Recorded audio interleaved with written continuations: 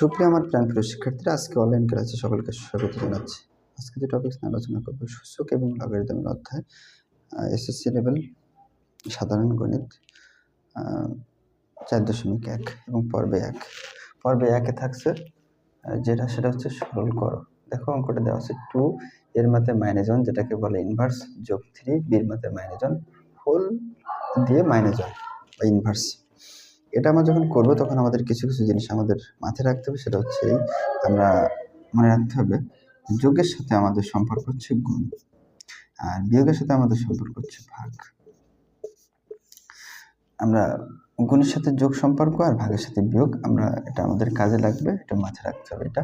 আর একটা যে আর কিছু কিছু জিনিস আমাদের লাগবে, যদি আমরা কোথাও লিখি এর মাথে ইনভার্স মনে রাখবা, সেটা হচ্ছে কখনো যদি পাওয়ারে যদি কখনো মাইনাস থাকে বা যেটাকে ইনভার্স বলি, আগে 1 দিব, মাঝখানে দাগ দেব, এ বসে গেল, এই যে 1 বসে গেল। এখন কথা হলো মাইনাসটা কোথায় গেল? মাইনাসের কারণে কিন্তু আমরা নিচে আসলাম। আগে বলছি মাইনাস অর্থ হলো এখানে মাইনাস যখন বলবো সূচকের ক্ষেত্রে তখন কি হবে? ভাগ। তো ইনভার্স আছে অর্থাৎ মাইনাস, আমাদের ভাগ গেলাম 1/a। এখন বলো এর মাঝে -2 মানে কি লেখা যায় বলো? মাইনাস আছে, আগে 1 লিখবো, তারপরে এ লিখবো, 2 লিখবো, মাইনাসের কারণে নিচে যাবো। ওকে, তাহলে আমরা এবার এখানে দেখি, এই দাগ দিলাম, এই 2 লিখলাম, এই 2 কিন্তু বসে গেল। এর মাঝে ইনভার্স মানে কি? 1/a, একটু আগে তো দেখাইছি। যোগ লিখলাম 3, কারণ এটা কিন্তু সম্পূর্ণ আলাদা, এই জন্য আলাদা লিখছি। ডট গুণ বির মাঝে ইনভার্স মানে কি? 1/b, ব্র্যাকেট দিয়ে -1। এখন এই 2টা শুধুমাত্র উপরে গুণ হয়, 2 দিয়ে গুণ করে 2 কে 2 আর নিচে চলে যায়।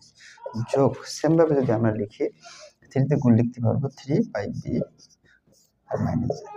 এখন আমরা যে কাজটা করবো সেটা হচ্ছে লসগু করব। লসগু যদি আমরা করি, এ আর বি দুইটা আলাদা জিনিস, লসগু হচ্ছে এ যদি বাদ দেয় এখানে থাকে বি আর 2 গুণ করলে 2b, যোগ বি বাদ দেয় এখানে থাকে এর সাথে 3 গুণ করলে 3a।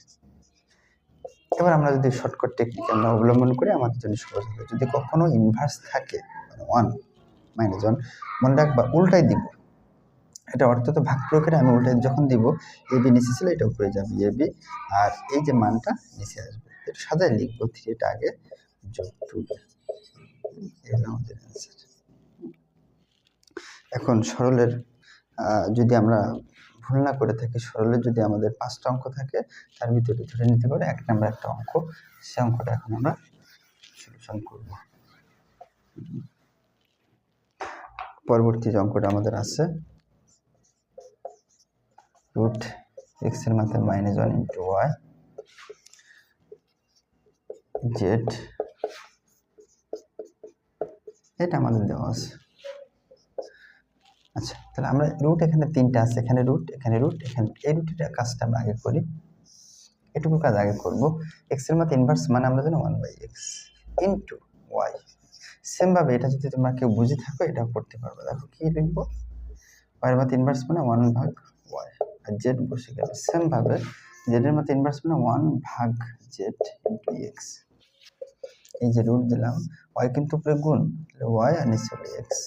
সেম ভাবে যদি আমরা লিখি z উপরে গুণ, তাহলে z/y। আবার যদি আমরা লিখি x উপরে, তাহলে x ভাগ z। বন্ধুরা এখানে রুট আছে আমার কত? দেখো তো 3টা, আমরা একটা রুট লিখতে পারি, আর বাদ বাকি মানগুলো রুটের ভিতরে থাকবে। y/x ডট গুণ z/y ডট গুণ x/z। এখন কাটাকাটি করো, x উপর নিচে কাটে, y বাদ যায়, z বাদ যায়, বাদ দিলে আমাদের এখানে থাকে কি বলতো? 1 কে রুট করা মানে 1। এই ছিল হচ্ছে আমাদের অ্যান্সার। ওকে, ধন্যবাদ সকলকে, নেক্সট ভিডিওতে দেখা হবে।